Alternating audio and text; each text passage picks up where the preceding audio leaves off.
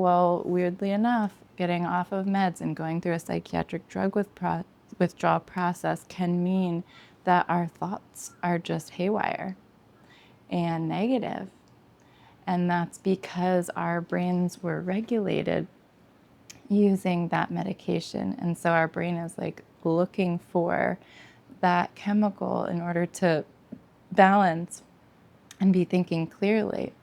And it's not having as much as it did before. And so your brain is trying to figure out what's wrong and what's missing. And so your brain may come up with all kinds of ideas of what is very creative ideas of what's wrong and what's missing.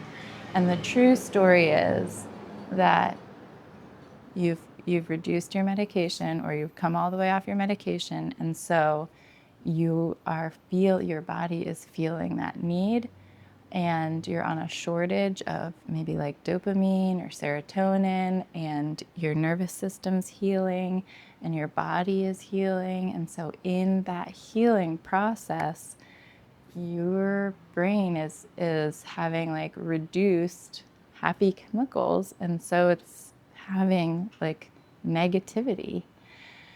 And so that's just a symptom, and it is not there to stay, but it is very unpleasant as you go through it. So that said, I'm going to tell you a bunch of different ideas if you're in a wave of things you can try.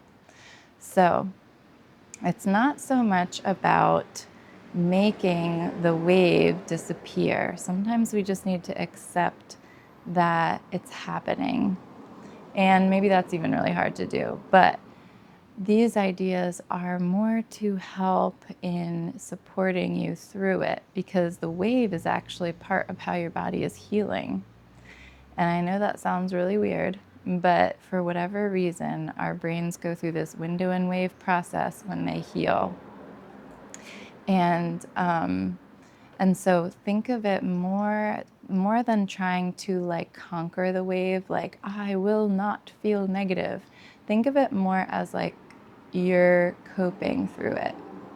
And it is not your fault if you feel negative. It is not your fault if you have negative thoughts, scary thoughts, intrusive thoughts, really negative feelings, really dark feelings, really confusing feelings. All of that is not your fault. Those are all just symptoms.